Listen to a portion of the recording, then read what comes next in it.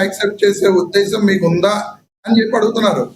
అట్లా మొట్టమొదటి నుంచి కూడా అమరావతి రాజధాని కాదు, అమరావతిని మేము రాజధాని తీసేస్తున్నామని చెప్పి వైఎస్ఆర్ కాంగ్రెస్ పార్టీ ఎక్కడా చెప్పలేదు. మీరందరూ కూడా ఆ మాటని అమరావతిని శాసన రాజధాని మేము అన్న మాటని అమరావతినే రాజధానిగా లేకుండా చేస్తున్నారు వైఎస్ఆర్ కాంగ్రెస్ పార్టీ అనే విధానంలో మీరు ముందుకు తీసుకెళ్తున్నారు. అది కరెక్ట్ కాదు సార్. సౌత్ ఆఫ్రికాలో తప్పితే ఇండియాలో ఎక్కడ ఇలా మూడు రాజధానులు లేవు. మా ఉద్దేశం ఏంటంటే అన్నిటికీ కలిపి ఒకటే రాజధాని. తెలంగాణ హైదరాబాద్, తమిళనాడు చెన్నై ఇలా ఎలా ఉన్నాయో ఆంధ్రప్రదేశ్ అంటే అమరావతి అలా ఉందా? శాసన రాజధాని, ఆర్థిక రాజధాని ఇలా కాకుండా టోటల్గా ఒక రాజధానిగా మీరు యాక్సెప్ట్ చేస్తారు? అది నేను అడిగాను. అవును సార్, ఇప్పుడు అదే చెప్తున్నా మీకు. ఇప్పుడు మేము ఎన్నికలు అయిపోయిన తర్వాత 3 రాజధానుల పాలసీ అనేది ఒకటి తీసుకున్నారు జగన్మోహన్ రెడ్డి గారు. ఆ పాలసీ ప్రకారం 3 ప్రాంతాల్లో కూడా డెవలప్ చేయాలి అని చెప్పి ఆ నిర్ణయం ప్రకారం ముందుకు వెళ్ళారు. ఖచ్చితంగా అది అనుకున్నది మొన్నటి ఎన్నికల్లో మేము ఓడిపోయాం కాబట్టి ఈ నిజంగా అమరావతి అనే దాని మీదే ఏకైక రాజధానిగా మనం ముందుకు వెళ్ళాలి అనే నిర్ణయం రేపటి ఎన్నికలకు ముందు మళ్ళీ జగన్మోహన్ రెడ్డి గారు తీసుకుంటే ఖచ్చితంగా అదే మా స్టాండ్ అవుతుంది. ప్రస్తుతానికి జగన్మోహన్ రెడ్డి గారు చెప్పింది ఏంటి?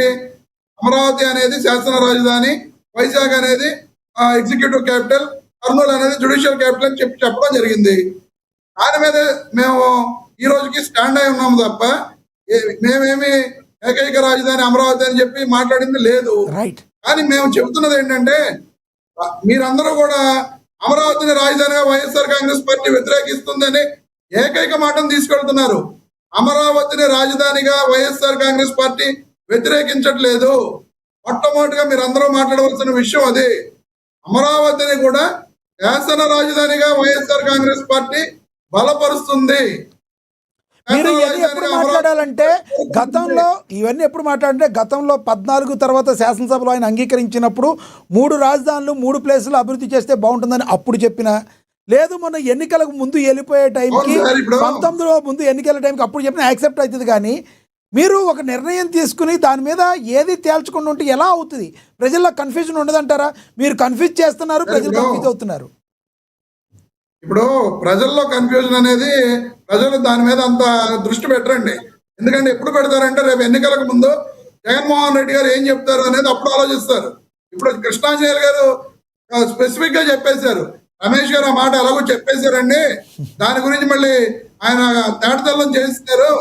రేపు పొద్దున్న ఎన్నికలకు ముందు మళ్ళీ 2029 ఎన్నికలకు ముందు రాజధాని విషయం మీద ఆ మేనిఫెస్టోలో ఏముంటుంది అనేది ఆయన చెప్తారు అని చెప్పి క్లియర్ గా చెప్పారని చెప్పి చెప్తున్నారు.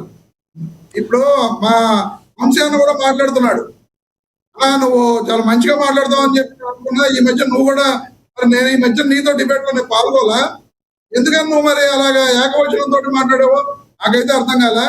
ఎప్పుడైనా సరే మనం డిబేట్లకు వచ్చేటప్పుడు ఈ నాయకుడిని మేము అన్న ఒక నిమిషం వెంకటరెడ్డిని కేఎస్ ప్రసాద్ చూసి అలవాటు అయిపోయింది అన్న. ఎవరినో చూసి మనం అలవాటు అయిపోవడం ఏంటన్నా? తప్పుల్ని కాదు అట్లాగే మాట్లాడాలేమో అనిపిస్తా ఉంది. అలా మాట్లాడితేనే అర్థమవుతుందని చెప్పి అర్థమైంది.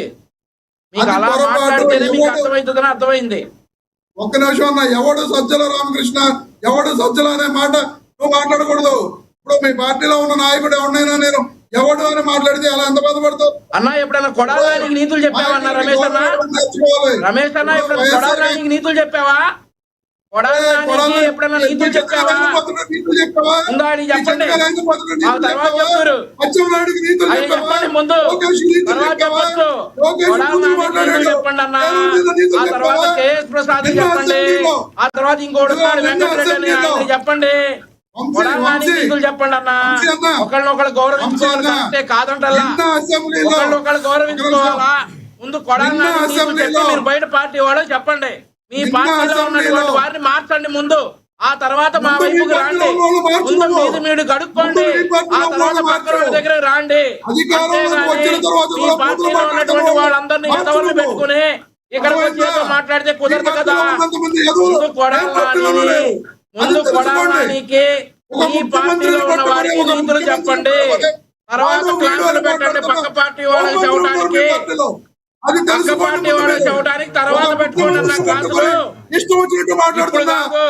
రైట్ ఎంతమంది పక్క ఉన్నారు మీ పార్టీలో పార్టీలో? చెప్పే Yes, వంశీ గారు. ముందు మీ Yes, yes. పార్టీలో తెలుసుకోండి. చెప్పుకోండి. రమేష్ గారు వంశీ గారు ముందు మీ Yes. పార్టీలో చెప్పుకోండి. రైట్ కొడాలి నానికి చెప్పుకోండి ముందు ఏమన్నా ఉంటే. రైట్ వంశీ నానికి వంశీ గారు రమేష్ గారు ఎస్ మళ్ళీ వస్తారు సార్ మీ దగ్గరికి ఒకసారి రీకనెక్ట్ అయ్యారు ఆవిడ ఎస్ ఎస్ రమేష్ గారు ఎస్ ఓకే రమేష్ గారు జనసేన నేత రీకనెక్ట్ అయ్యారు ఇందాక ఆవిడ కనెక్ట్ కాలేదు ఎస్ కృష్ణవేణి గారు కంటిన్యూ చేయండి ప్లీజ్ కృష్ణవేణి గారు హలో ఎస్ కంటిన్యూ చేయండి ప్లీజ్ కంటిన్యూ నమస్తే అండి లక్ష్మీనాథ్ గారు చెప్పండి కంటిన్యూ చేయండి వినిపిస్తుందా అండి ఎస్ వినపడుతుంది కంటిన్యూ చేయండి ప్లీజ్ మీరు చెప్పదలుచుకుని చెప్పండి సార్ అమరావతి శాశ్వత రాజధాని అని మా జనసేన కూడా ముక్త కంఠంతో చెప్తూ ఉంది అంటే వైఎస్ఆర్సీపీ పార్టీ అవ్వచ్చు వైఎస్ఆర్సీపీ పార్టీకి సపోర్టర్స్ కావచ్చు కొంతమంది రాజకీయ విశ్లేషకులుగా ముసుగేసుకున్నటువంటి వ్యక్తులు కావచ్చు ఇవాళ అమరావతి రాజధానికి అసెంబ్లీలో తీర్మానం ప్రవేశపెడితే దాన్ని రకరకాల విశ్లేషణలు చేస్తున్నటువంటి పరిస్థితి ఒక అసెంబ్లీలో తీర్మానం జరిగిందంటే దానికి చట్టం పద్ధత తీసుకురావడానికి డేపిస్తున్నారు అని అంటే అక్కడ తాడు బొమ్మడం లేని వాళ్ళు తీర్మానం ప్రజల చేత ఎన్నుకోబడ్డటువంటి ప్రజాతులుగా అసెంబ్లీలో అడుగు పెట్టినటువంటి ఎమ్మెల్యేలుగా ఉన్నటువంటి వ్యక్తులు మంత్రులుగా ఉన్నటువంటి వ్యక్తులు గౌరవ ముఖ్యమంత్రి సమక్షంలో ఈ రోజు తర్వాత మీరు మాట్లాడండి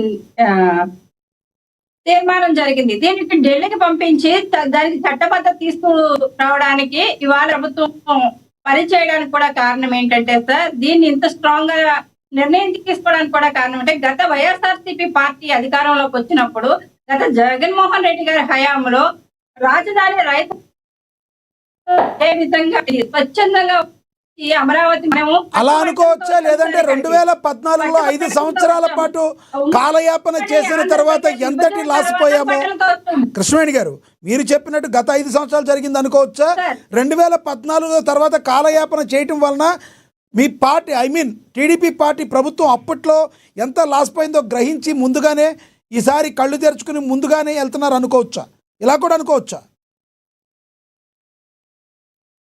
లక్ష్మీనాథ్ గారు ఈ కాలయాపన చేయడానికి మేము 2014లోకి అధికారంలోకి వచ్చిన తర్వాత అంటే కట్టుబట్టలతో ఆ రోజు ఉమ్మడి ఆంధ్రప్రదేశ్ నుంచి మన హైదరాబాద్ నుంచి ఇక్కడికి షిఫ్ట్ అయిన తర్వాత ఏ రకంగా అంటే ఇది ఇన్స్టెంట్ గా చేసుకున్నటువంటి మ్యాగీ నూడిల్స్ లాంటిది కాదండి అమరావతి రాజధాని అంటే అక్కడ స్వచ్ఛందంగా రైతులు వచ్చి భూములు ఇచ్చారు ఆ తర్వాత సిపి పార్టీ కావచ్చు తర్వాత ఇదే వైఎస్ఆర్సీపీ పార్టీ అమరావతి రాజ్యం వ్యతిరేకం కాదని అసెంబ్లీ సాక్షిగా తర్వాత రాజధాని ప్రతిపాదన ఏ విధంగా తీసుకొచ్చింది అన్నది చూసాం కాలయాపన అంటే ఆ రోజు మనకి అసెంబ్లీ సమావేశాలు పెట్టుకోవడానికి కానీ ఇదే జగన్మోహన్ రెడ్డి గారు అమరావతిని భ్రమరావతి అన్నారండి అదే భ్రమరావతి కింద కట్టినటువంటి ఆ సచివాలయాల కింద కూర్చొని పరిపాలన చేశారు సచివాలయ నిర్మాణం దగ్గర నుంచి హైకోర్టు నిర్మాణం ఇవన్నీ కూడా ఏ రకంగా నిర్మాణం చేపట్టారు అది రోజు భూముల సేవకే అంటే వ్యతిరేకత స్వచ్ఛందంగా ఇచ్చేవాళ్ళు ఉంటారు దానికి ప్రతిపక్షంగా ఉన్నటువంటి ఎలాంటి అడ్డంకులు సృష్టించింది అన్నది రాష్ట్రం మర్చిపోవాలి 3 సంవత్సరాల తర్వాత టీడీపీ గవర్నమెంట్ దిగిపోయిన తర్వాత జగన్మోహన్ రెడ్డి గారు వచ్చిన తర్వాత 3 రాజధానులు ముచ్చట పెట్టారు అంటే 3 రాజధానులు ముచ్చట పెట్టి ఎక్కడ రాజధాని రాజధాని మన పిల్లల పాఠ్య పుస్తకాల్లో కూడా చదువుకోలేనటువంటి పరిస్థితి 5 సంవత్సరాలు మనం అనుభవించినటువంటి పరిస్థితి కానీ ఈ రోజు శాశ్వతమైనటువంటి ఈ రోజు కేంద్రం నుంచి ఆ సపోర్ట్ ఉంది అలాగే చట్టబద్ధత తీసుకుని వస్తున్నారు అంటే వీళ్ళు గాలి పార్టీ వాళ్ళు మాట్లాడుతుంటే గాలి